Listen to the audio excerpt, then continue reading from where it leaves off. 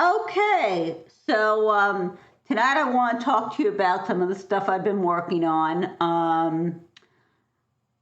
I've been working on the coins, and I decided to make a little project out of it. As you know, we looked at the coins and last time. So this is kind of the screenshot of the final thing. I'll show you in a minute some of the things I did. But let's put this out of the way for now, and let me show you this.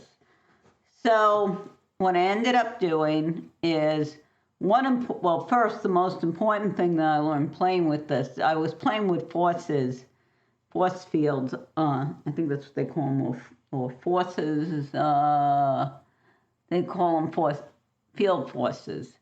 I don't know how much of an effect it had, but I decided first I was going to play with it with having and using it effectors and have it knock all the coins over. And then I said, I think it would look better if it just had a bunch of coins flowing from into the scene. So I used an emitter here. And this is similar to what I did when I did the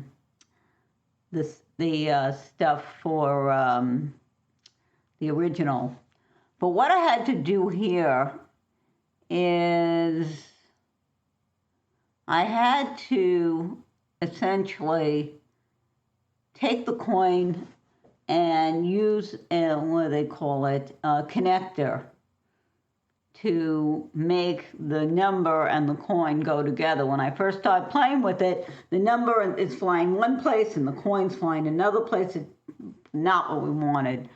So let me see if I have an older version. Oh yeah, I think I have a version that does not get rid of the,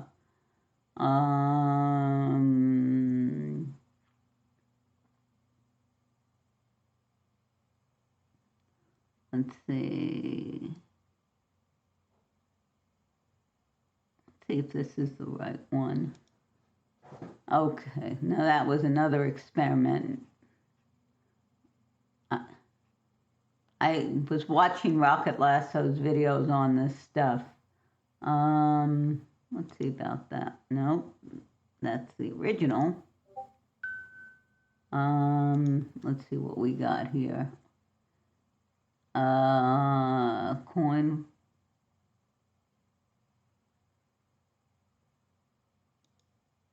This looks like. So, okay, already did the subdivision surface. Well, you can see what I was playing with, and you can see everything's together.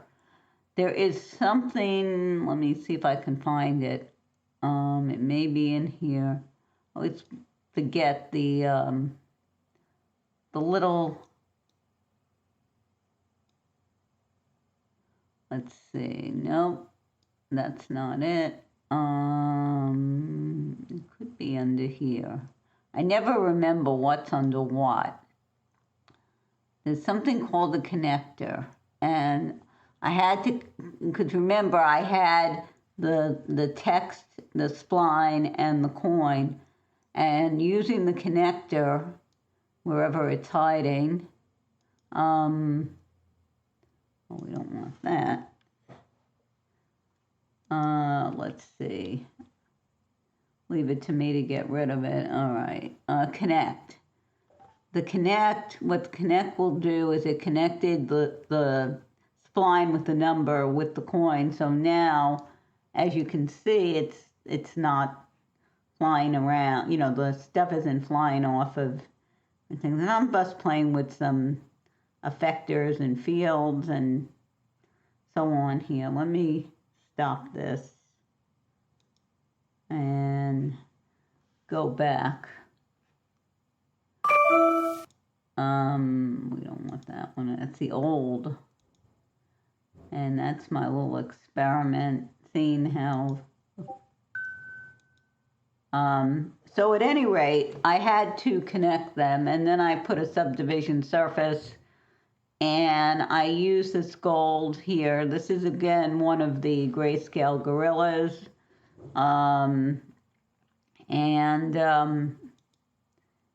Let's see, Octane Dialogue should be somewhere. Oh, it's out of view. And you can see the note editor, how they put it together.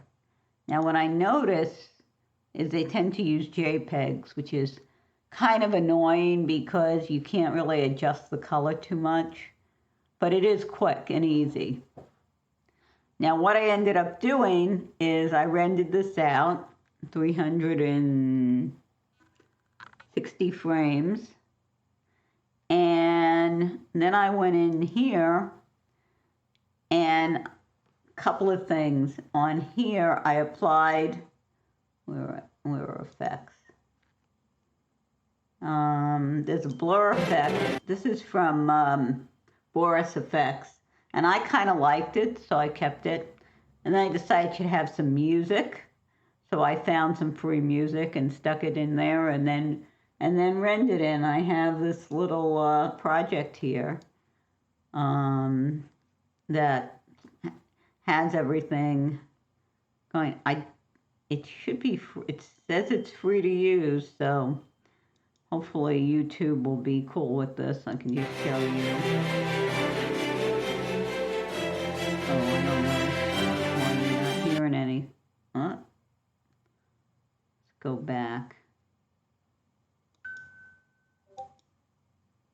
Oh, well, it's not cooperating.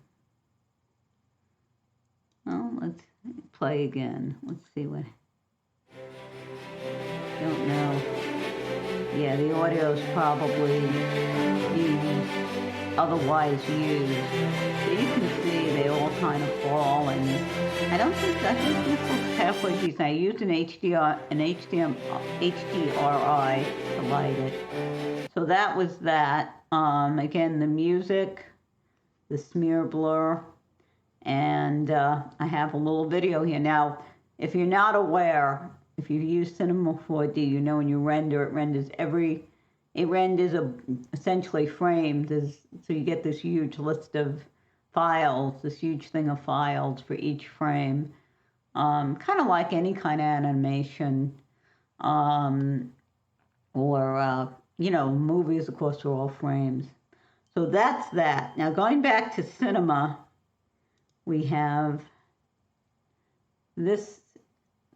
I was trying to play with the pot, and I don't like the grayscale ones.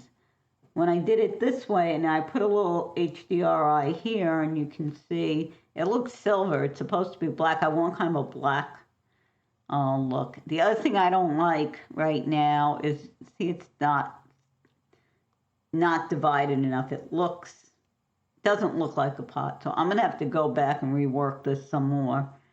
But this is their steel dark. And then I also tried the brass.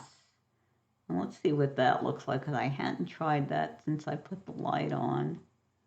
And that's going to re-render it. That's not too bad. I actually don't mind the light, this color too much, especially with kind of a golden light. But again, this pot is just not, I thought it wouldn't look too bad. It's with the little lines, you really need to get this thing smooth. So again, I'm going to have to rework that. But the coins I'm actually kind of proud of. I think they look kind of good. So anyway, just a little catch up. One of the other things I'm trying to do is get better at drawing and painting and be able to make my own backdrops, environments, and a lot to learn there.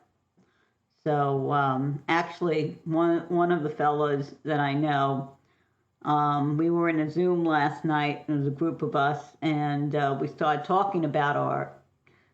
And so he kind of inspired me. This guy is a tremendous artist. I mean, dude can draw cars like nobody's business. He does beautiful artwork of cars. So I'm like, okay, I need to play not just with media in on the computer, but I think I really learn, I got to play with like some real stuff. And acrylics can be kind of it's paint. You got to have the space. You got to make sure things don't get messed up because it's a liquid you're playing with.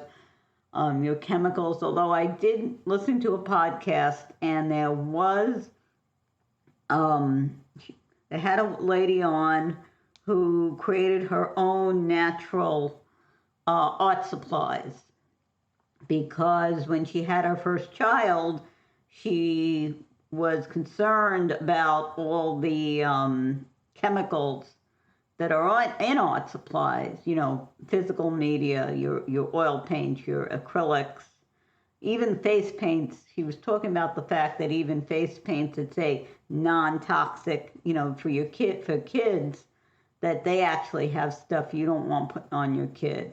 So she developed a whole line. I might actually be able to bring it up. I think I was so impressed